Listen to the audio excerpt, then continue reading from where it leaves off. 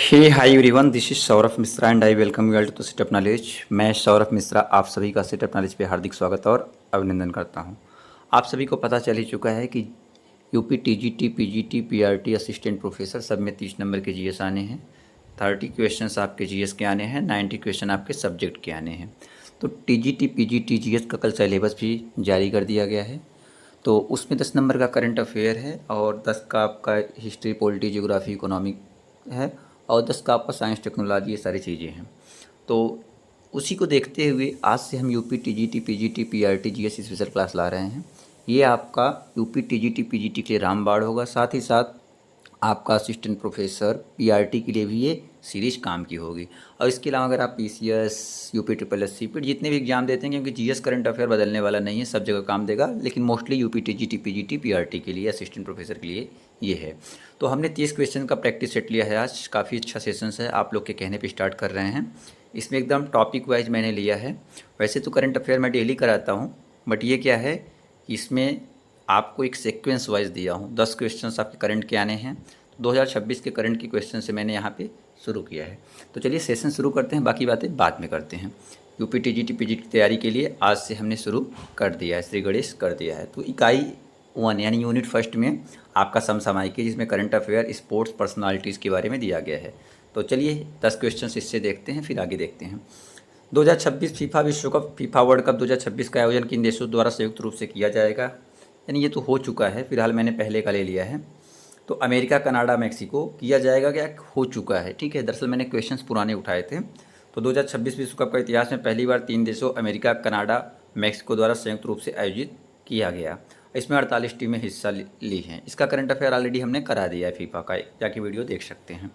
Second number question देखते हैं।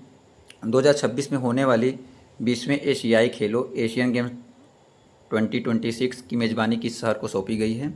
Doha Qatar, आइची Nagoya Japan, नई दिल्ली भारत, रियाद सऊदी अरब। तो आइची नागोया जापान को सौंपी गई है।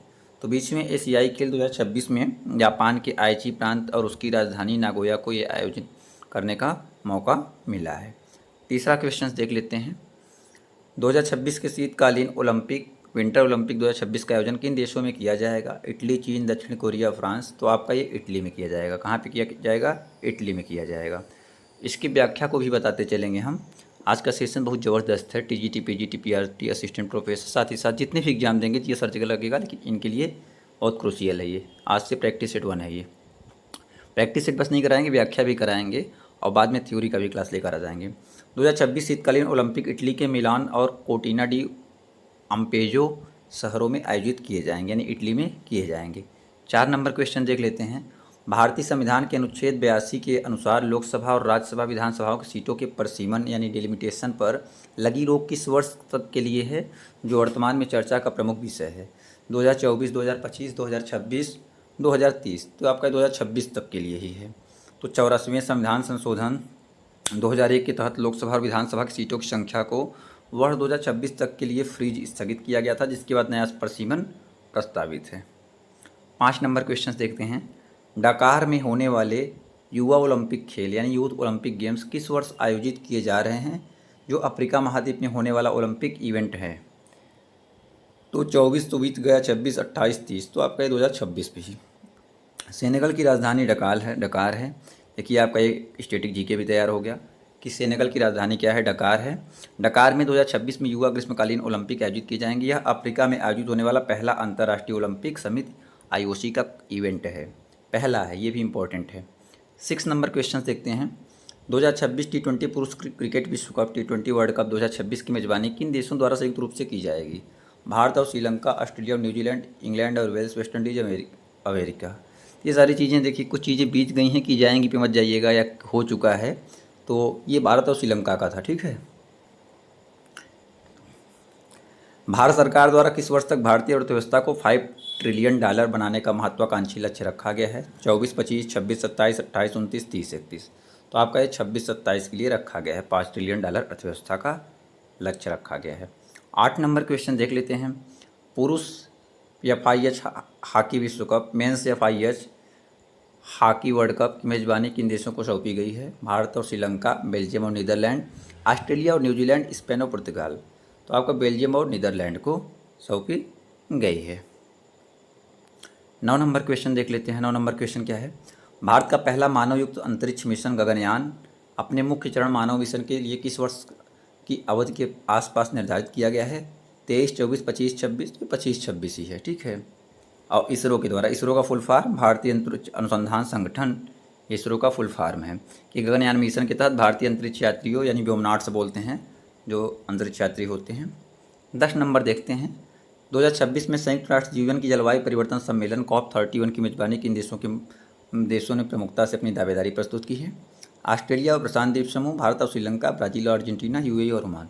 तो ऑस्ट्रेलिया और प्रशांत द्वीप समूह ने, ठीक है। 2026 में होने वाले COP31 UNFCCC शिखर सम्मेलन, ये बहुत इंपॉर्टेंट है। अगर किसी को फुल फॉर्म पता हो तो आप बताइएगा। ऑस्ट्रेलिया और प्रशांत राष्ट्रों के साथ मिलकर मजबूत दावेदारी पेश की गई है। आपका सेकेंड यूनिट में क्या आता है?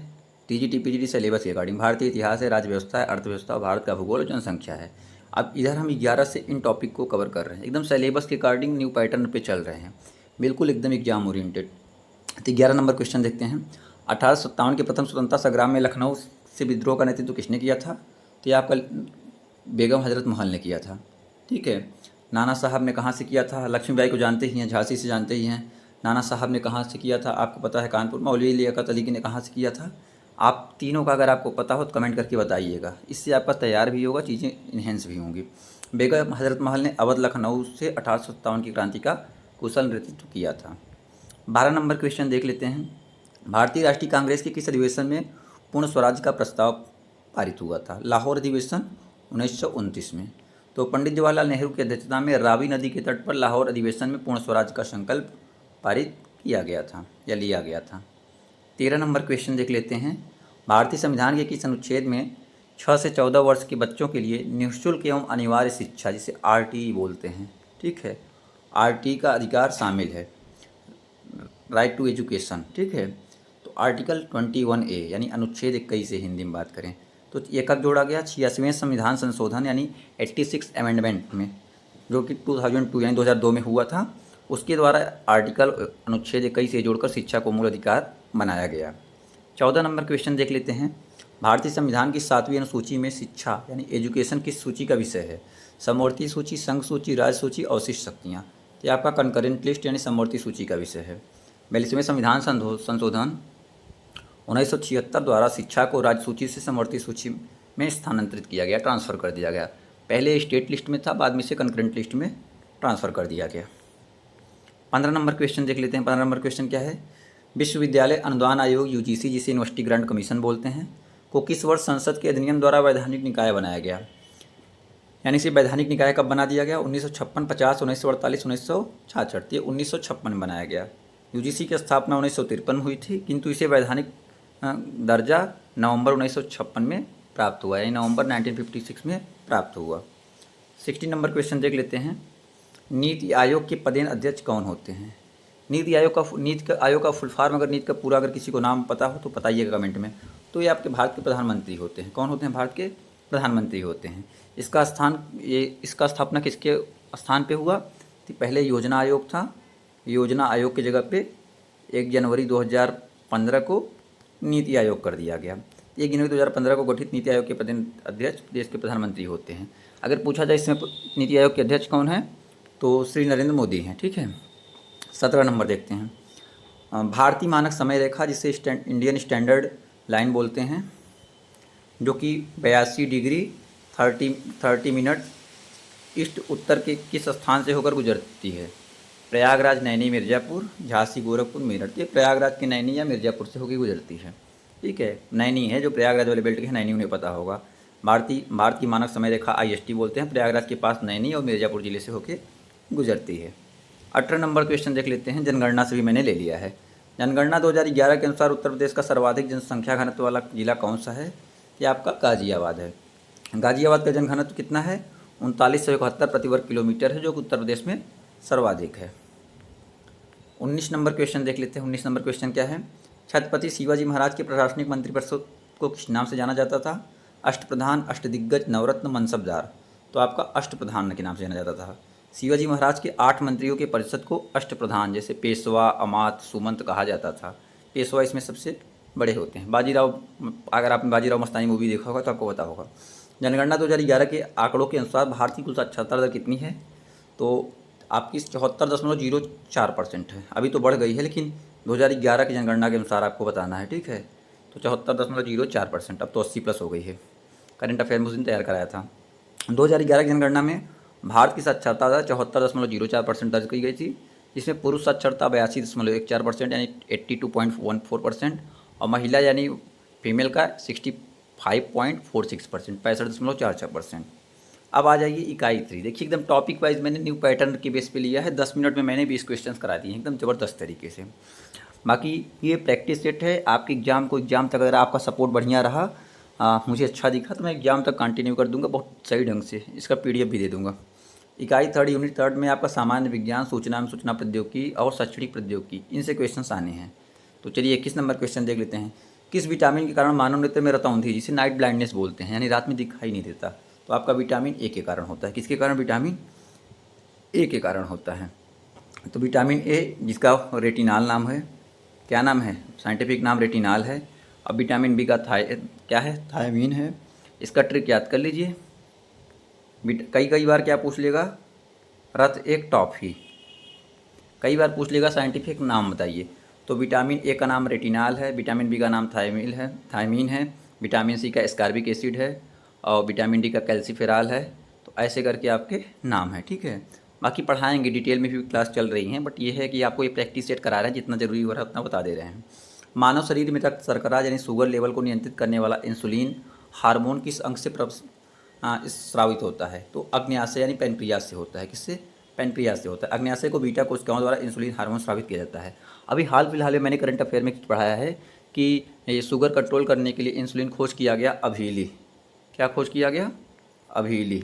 तो अभीली भारत में खोज किया गया। करंट अफेयर है, पूछा जा सकता है, ठीक है। जहाँ जैसे ज़रूरत होगा हम बताते चलेंगे। इंटरनेट शब्दावली में URL का फुल फॉर्म क्या होता है? Uniform resource locator, universal resource link, uniform resource language, unified resource locator. तो option A uniform resource locator, ठीक है। Uniform resource locator.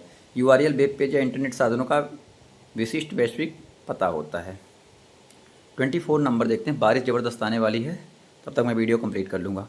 कंप्यूटर की मुख्य स्मृति रैम किस प्रकार की मेमोरी मानी जाती है? रैम का फुल फॉर्म क्या होता है? रैंडम एक्सेस मेमोरी होता है। Random access memory. ये आपका प्राइमरी एंड टेम्प्रेरी यानी प्राथमिक एवं अस्थायी यानी वोलेटाइल मेमोरी मानी जाती है। रैम एक वोलेटाइल मेमोरी है, पावर ऑफ होने पर इसका डेटा मिट जाता है। 25 नंबर देख लेते हैं। भारत सरकार के निःशुल्क ऑनलाइन शिक्षा पोर्टल स्वयं का पूरा नाम क्या है? तो स्वयं का पूरा नाम क्या है आपका? Study webs of active learning for young aspiring minds. तो ऑप्शन ए सही हो जाएगा। पूछ लेगा ये। और स्वयं भारत सरकार का एक प्रमुख मूक शिक्षण प्लेटफार्म है। मूक क्या है? जिसमें ऑडियो, आप वीडियो विजुअलाइजेशन करके आप स्टडी कर सकते हैं। अगर किसी ने नेट JRF की तैयारी किया होगा तो पेपर 1 में पढ़ा होगा। शिक्षकों एवं छात्रों के डिजिटल कंटेंट साझा करने के लिए राष्ट्रीय पोर्टल दीक्षा का फुल फॉर्म क्या है? बहुत इंपॉर्टेंट है।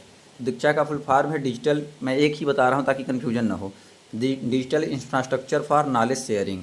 तो digital infrastructure for knowledge sharing. Diksha school शिक्षा के लिए राष्ट्रीय डिजिटल इंफ्रास्ट्रक्चर पोर्टल है, ठीक है। 27 नंबर देख लेते हैं। 27 क्या है आपका? ओजोन परत। ओजोन लेयर वायुमंडल की किस परत में पाई जाती है? समताप मंडल जिसे स्ट्रेटोस्फीयर बोलते हैं, क्षोभ मंडल जिसे ट्रोपोस्फीयर बोलते हैं, मध्य मंडल जिसे मेसोस्फीयर बोलते हैं, और तापीय मंडल। तो आपका ये समताप मंडल स्ट्रेटोस्फीयर में पाई जाती है। ये चीज़ें शायद लेक्चरर में या LT में आया हुआ भी था।